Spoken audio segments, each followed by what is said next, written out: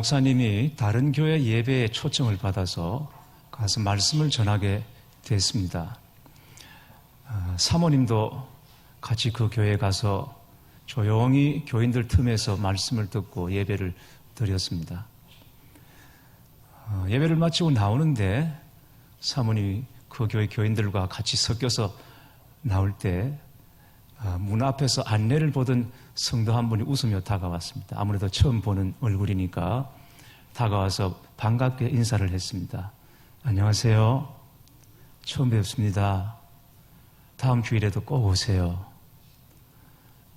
그리고 하는 말이 우리 교회 주일 설교가 늘 저렇지는 않아요.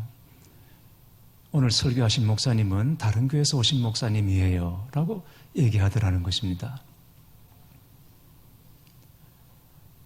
아마 안내하던 그 성도님은 교회 사랑하는 마음으로 그리고 한 영혼이라도 더 붙잡고 싶은 그 마음으로 그런 말을 했을 것입니다. 혹시 설교에 실망했을까봐 그래서 우리 교회 주일 설교는 저렇지가 않아요. 오늘 목사님은 우리 목사님이 아니에요. 우리 목사님은 설교 잘하십니다. 이런 얘기였겠죠. 교회 사랑하는 마음으로 그리고 한 영혼 붙잡으려고 하는 그 마음 중심 그것이었을 것입니다. 교회 사랑하는 것은 정말 귀한 일이죠. 그러나 내 교회만 이렇게 돼버리면 정말 곤란합니다. 하나님께는 모든 교회가 다 주의 몸으로서 존재하는 것이지 내 교회, 남의 교회가 따로 없기 때문입니다. 전에 우리 교회가 아니라 우리나라 축구 국가대표팀 중에 믿는 그리스도인 형제들이 꽤 많았던 때가 있었습니다. 거의 절반에 가까울 정도로 선수들 중에 믿는 사람들이 많았습니다. 그러다 보니까 자연히 연습할 때나 또 시합할 때 그들끼리 모여서 예배도 드리고 기도하고 큐티를 나누기도 하고 그랬습니다. 경기를 하다가 골을 넣으면 운동장에 무릎을 꿇고 하나님께 기도를 했고 시합 후에 인터뷰를 하면 주님이 하셨습니다. 이런 고백을 선수들이 했죠. 그랬더니 불교계에서 난리가 났습니다. 한국 불교 조계종에서 정식으로 축구협회에 요청을 했습니다. 이 나라가 기독교 국가도 아닌데 선수들마다 저렇게 할 수가 있냐? 막아달라, 제지해달라고 정식으로 조계종에서 요청할 정도로 그때 믿음의 형제들이 많았었고 또 돋보이는 활약도 했습니다. 자, 문제는 그래서 경기가 어땠나 하는 것입니다. 대표 선수 중에 절반에 가까운 사람들이 그리스도인이었기 때문에 시합할 때마다 다 이겼습니까? 다 승리했습니까? 그렇지 않았습니다. 많이 졌습니다. 패했습니다. 국민들이 기대하는 만큼 성적을 올리지 못했습니다. 팀 안에 믿는 선수들이 그렇게 많고 또 그들을 위해서 기도하는 교회들이 얼마나 많습니까? 성도들이 얼마나 많습니까? 1000만 성도라고 말하지 않아요? 그렇게 기도했는데도 왜 경기에 집니까? 그것도 다른 나라들이 아니라 이슬람 국가라든지 우상을 섬기는 나라라든지 또 그 나라들 중에는 복음을 회방하는 아주 극렬하게 회방하는 나라들도 있었습니다. 어째서 믿는 형제들이 기도하고 뒤에서 응원하는 믿음의 성도들이 있음에도 불구하고 이 선수들이 나가서 승리하지 못하고 복음을 회방하는 나라들, 우상 숭배하는 나라들, 이런 나라들에 패하는 것인가? 그때 하나님은 어느 편이십니까? 하나님은 우리 편이십니까? 상대 편이십니까? 그런 생각을 우리가 좀 유치한 것 같지만 할 수 있겠죠. 그러나 여러분 아셔야 합니다. 하나님은 어떤 특정한 한 나라라든지 또 특정한 한 교회 그리고 한 사람만을 사랑하시는 분이 아니십니다. 믿는 나라든 믿지 않는 나라든 교회 안에 있건 교회 바깥에 있건 하나님은 모든 나라와 모든 사람들, 영혼들을 사랑하시는 분이십니다. 하나님은 오늘 이 예배당에 나와 앉아 예배하는 여러분을 사랑하실 뿐 아니라 예배당 밖에서 주님과 상관없이 살아가는 저 수많은 영혼들도 역시 사랑하시고 그들을 기다리시고 계시다는 것을 알아야 합니다.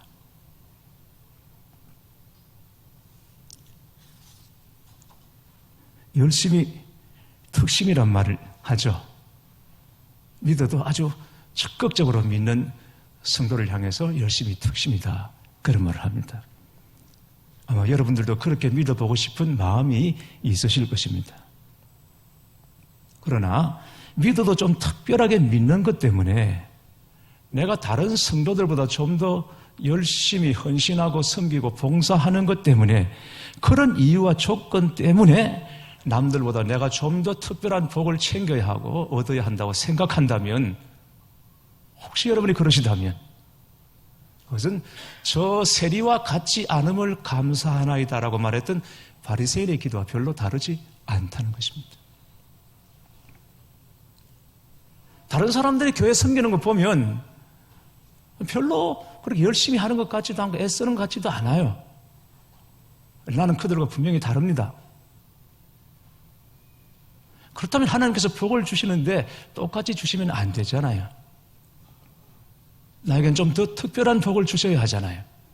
그래서 그걸 이유로, 그런 조건으로 하나님께 나가서 나만이라고 말했다면 그건 저 세리와 같지 않음을 감사하나이다라고 말하는 것과 같다라는 것입니다. 혹시라도 우리가 그런 생각을 가지고 있다면 하나님을 너무 작은 하나님으로 우리 스스로 제한하고 있는 것입니다. 더구나 여기에는 우리가 하나 잊고 있는 것이 있습니다. 그게 무엇입니까? 사실은 우리도 예전에는 다 그 입장이었다는 것입니다. 우리도 예전에는 다 그리스도 바깥에 있었고 교회 바깥에 있던 자들이었습니다.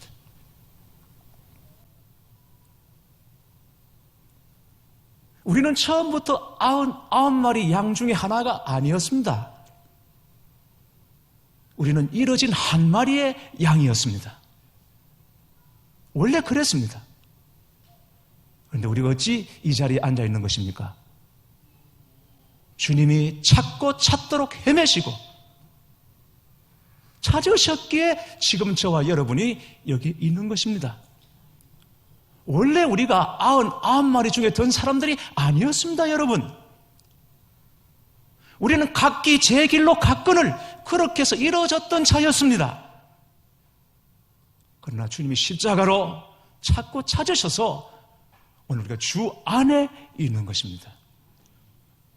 우리는 원래 주인의 손에 쥐어져 있던 드라크마가 아니었습니다. 우리는 이루어졌던 한 드라크마였습니다.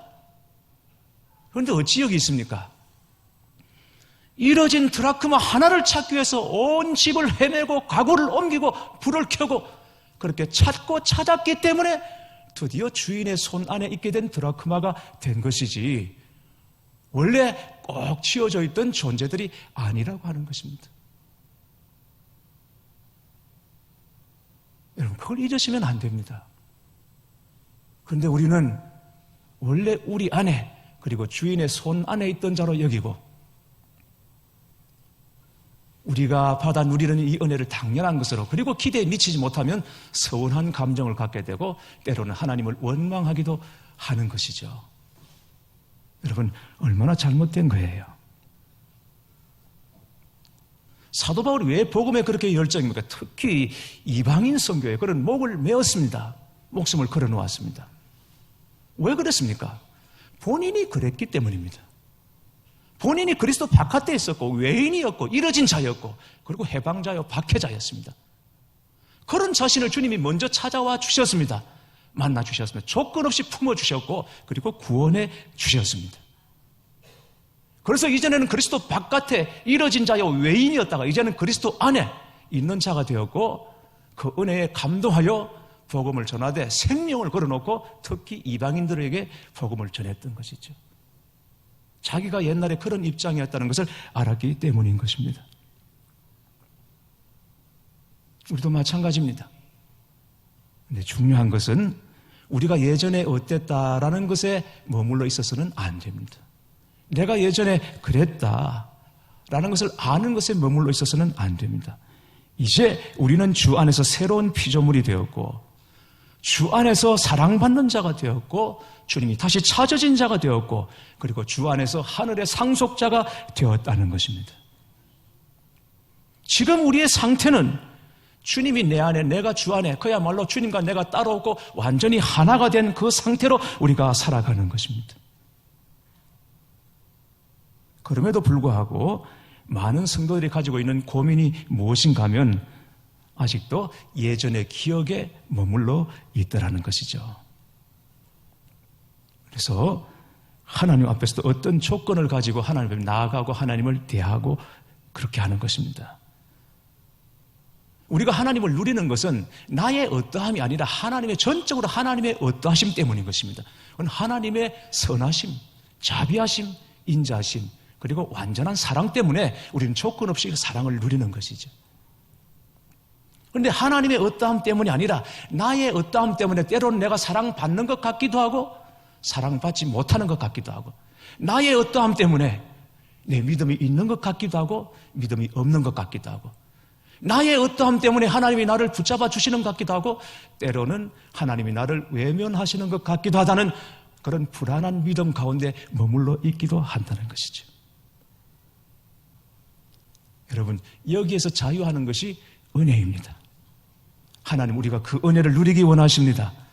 그리고 그 은혜에 합당한 자로 성도로 살아가기를 원하시는 거죠. 오늘 본문에 나오는 하갈의 이야기가 이 사실을 우리에게 말씀해주고 있습니다. 하갈은 사라의 학대를 견디지 못해서 임신한 몸으로 도망을 쳤습니다. 그러나 갈 데가 어디 있습니까? 종인데 당시에 종이 주인으로부터 도망을 쳤다 하면 그것 자체가 이미 죽음을 면치 못하는 일이었어요. 갈 데가 없죠. 그러다 보니까 인적이 드문 곳으로 갔습니다. 그게 광야입니다.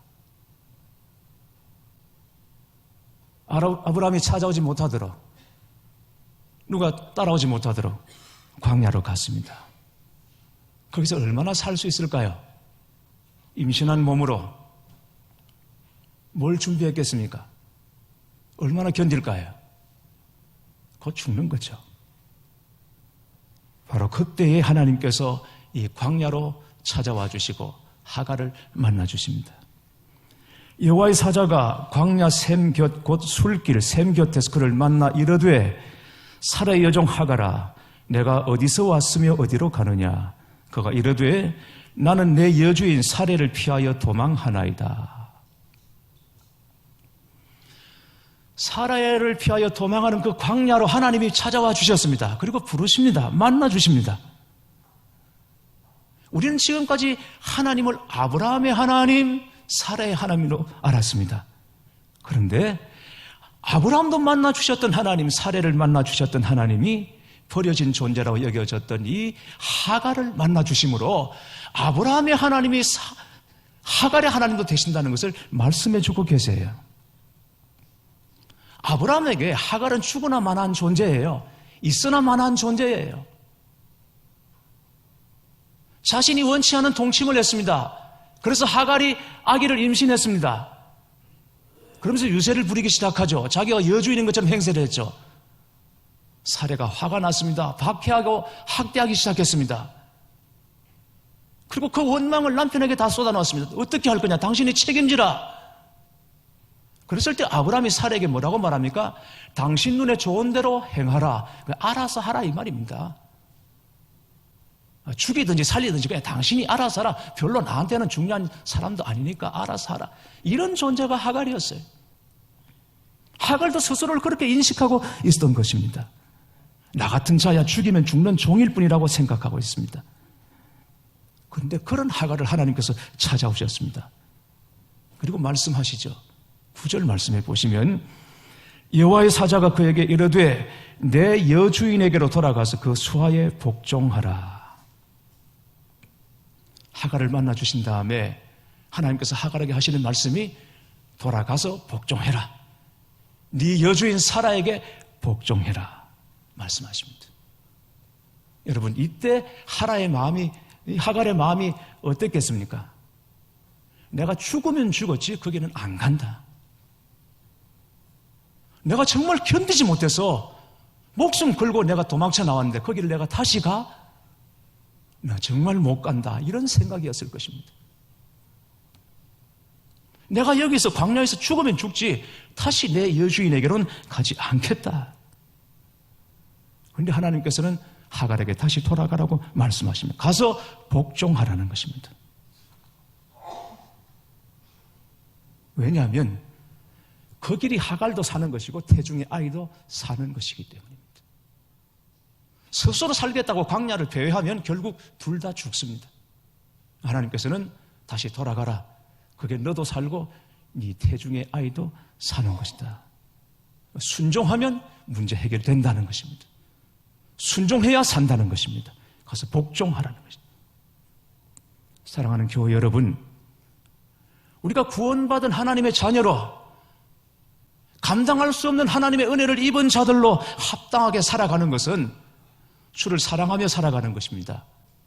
그런데 단지 우리 입술의 사랑이 아니라 보다 적극적으로 주님을 사랑하는 우리 마음의 고백으로 순종하는 것이죠.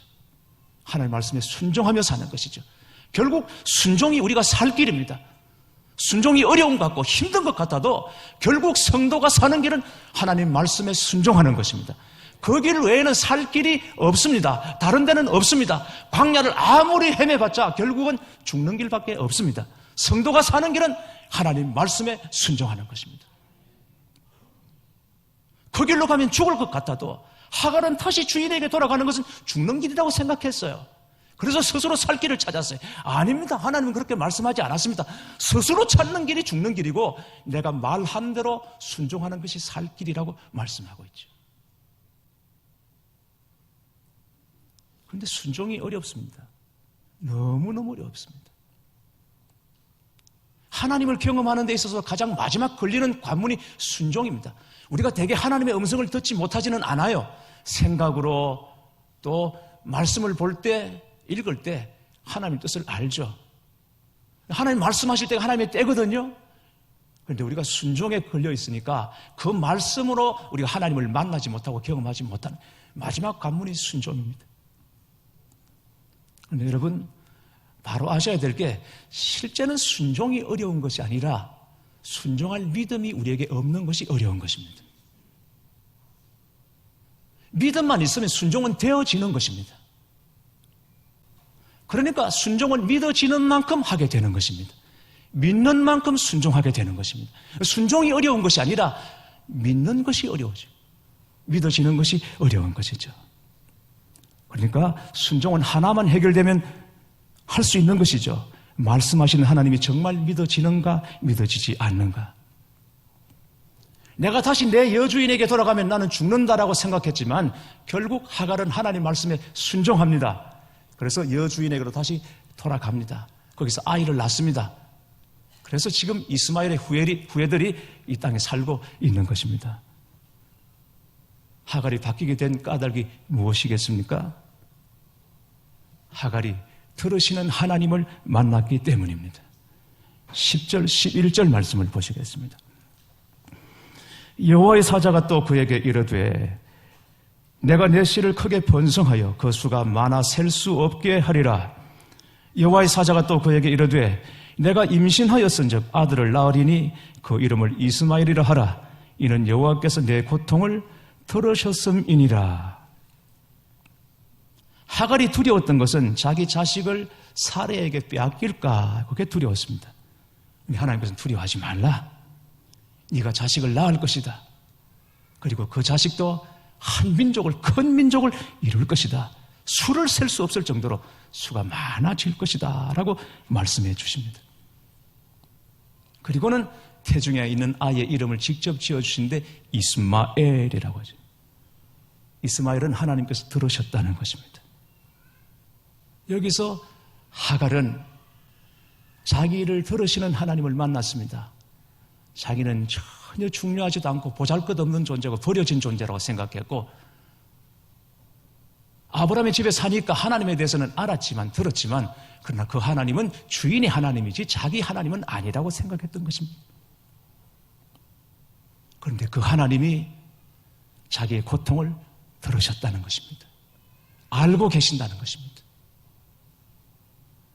소리내어 기도하지 못했지만, 때로는 고통 중에 신음했지만, 하나님께서는 그 신음까지도 기억하시고 들으시고 알고 계셨다는 것입니다.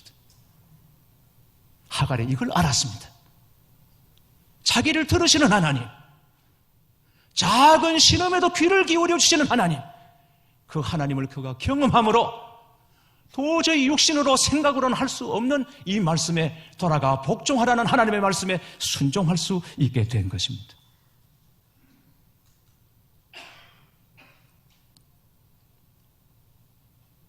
하갈이 그 하나님을 만나고 난 다음에 하나님에 대한 신앙 고백을 하죠. 13절 말씀입니다. 하갈이 자기에게 이르신 여호와의 이름을 나를 살피시는 하나님이라 하였으니 이는 내가 어떻게 여기서 나를 살피시는 하나님을 배웠는고 함이라. 자기를 살피시는 하나님. 하갈은 하나님이 안 계신 줄 알았습니다. 자기하고는 무관한 분인 줄 알았습니다. 그런데 하나님은 하갈을 알고 계셨고 뱃속에 있는 아이까지 알고 계셨습니다. 하나님 모든 걸 알고 계셨습니다. 뿐만 아니라 하나님은 하갈을 보고 계셨습니다. 그래서 그곳 이름을, 하나님 만난 그곳 이름을 부엘라 헤로이, 이 말을 우리말로 하면 하나님이 살피셨다. 옛날 개역 성경에는 하나님이 감찰하셨다는 것입니다. 하나님이 보고 계셨다, 하나님이 살피신다라는 것입니다. 아무도 자기를 주목하지 않는 줄 알았습니다. 누구도 자기를 중요하게 생각하지 않는 줄 알았습니다. 혼자라고 생각했습니다. 광야에 정말 혼자라고 생각했습니다. 그런데 아니었습니다. 하나님이 보고 계셨습니다. 살피고 계셨습니다. 감찰하고 계셨던 것입니다. 감찰하시는 하나님, 살펴주시는 하나님, 이 하나님을 하갈이 광야에서 만나게 된 것이죠. 부엘라 헤로이, 성경에 처음 나오는 신앙 고백입니다. 제일 처음 나오는 하나님에 대한 고백입니다. 이 고백은 아브라함이 한 것이 아닙니다. 사례가 한 것이 아닙니다. 버리신 여인, 쓸모없는 여인이라고 생각했던 하갈이 비로소 하나님이 나를 살피신다라고, 하나님 나를 감찰하신다라고 고백하고 있는 것입니다. 이 고백이 다시 여러분에게서 나오게 되기를 바라고, 하나님을 알지 못하는 숱한 사람들에게, 여러분의 중보 속에 있는 그 수많은 영혼들에게 하나님이 나를 살피신다는 이 고백이 나오게 되기를 축원합니다. 하갈은 하나님께서 자기를 들으시고 바라봐 주시는 것만 가지고도 힘이 되었고 위로가 되었습니다. 교회 여러분, 여러분은 누구를 보십니까? 봐도 안 보이는 사람이 있고 숨어도 보이는 사람이 있습니다.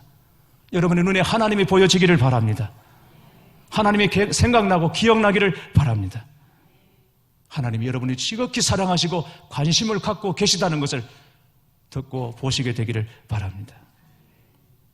눈앞이 캄캄해도 아무것도 보이지 않아도 하나님만 볼 수 있다면, 하나님의 음성을 들을 수만 있다면 우리 앞에 살 길이 열리게 됩니다. 진짜 사는 길이 열리게 됩니다. 오늘도 변함없이 내 작은 신음소리를 천둥소리처럼 들어주시고, 다 가려진 것 같아도 감찰하시고 살피시는 하나님으로 인하여 힘을 얻으시고 주의 말씀에 순종함으로 은혜 가운데 이 한 주간도 승리하시는 여러분 되시기를 주님의 이름으로 축원합니다.